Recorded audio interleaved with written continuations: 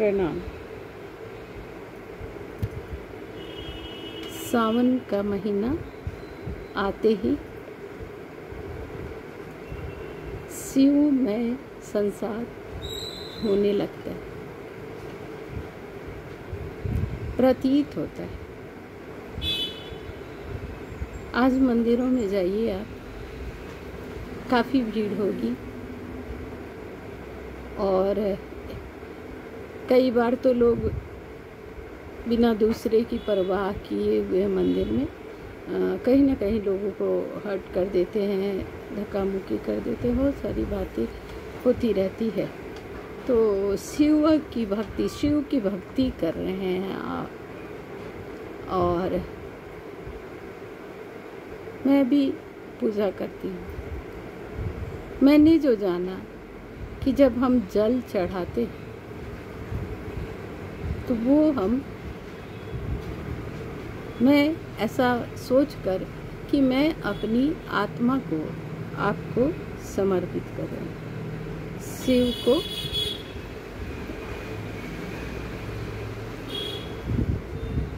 अपनी आत्मा का समर्पण, क्योंकि आत्मा और परमात्मा का मिलन जरूरी है।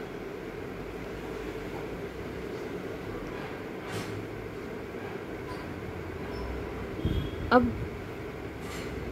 लोग जल चढ़ाते हैं और मैं सोचती हूँ कि ये जल जो है ये मेरी आत्मा का द्योतक है, और मैं यही सोचकर जल अर्पण करती हूँ। बेलपत्र, तीनों गुण सत रज तम, वो भी समर्पित करना है। धतूरा, भांग, विकार, वो भी समर्पित करना है। अपनी इंद्रियों को भी समर्पित करना है। चले तो जाते हैं मंदिरों में हम सब, सावन के महीने में दौड़े भागे। एक अजीब चीज़ मैंने महसूस किया है कि हम उन चीज़ों से कट जाते हैं जो वास्तविक कारण है आत्मा और परमात्मा का कनेक्शन बनाने के लिए, पर उन चीज़ों से जुड़ जाते हैं जो आडंबर है।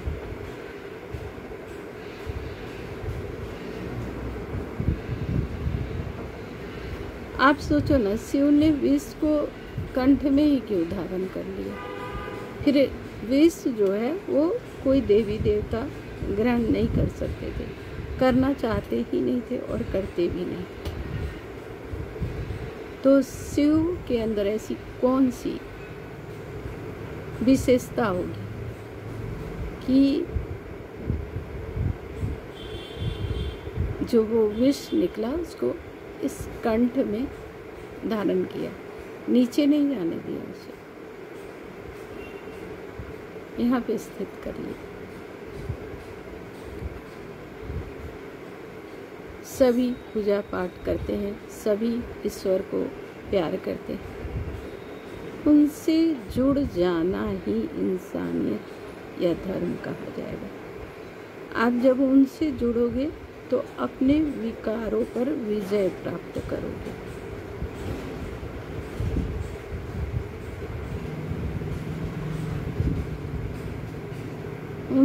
जब तक तुम अपने अस्तित्व से नहीं जुड़ते हो, तुम उनके अस्तित्व में समाहित ही कैसे हो पाओगे? समर्पण नहीं है और समर्पित दिखते हैं।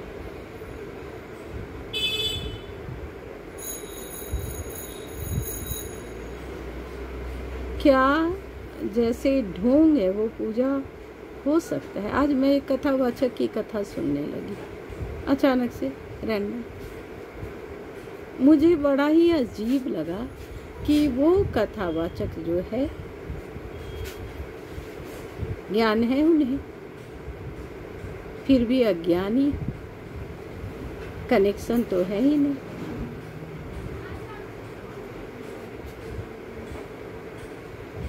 पूरी कथा में बेवजह की बातें बहुत,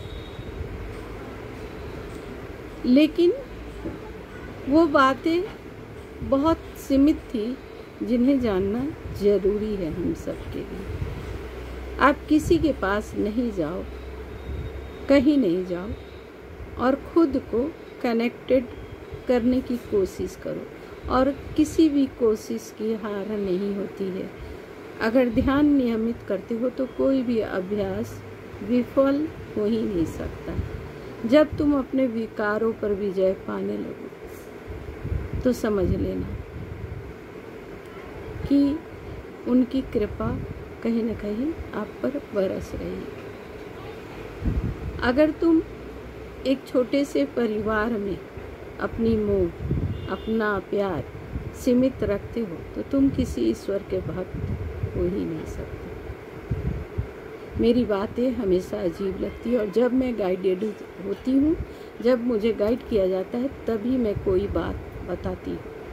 मैंने अपना वीडियो डाला हुआ है शिव शक्ति क्या है, बहुत सारी चीज़ों पर। तो इस रहस्यमय दुनिया के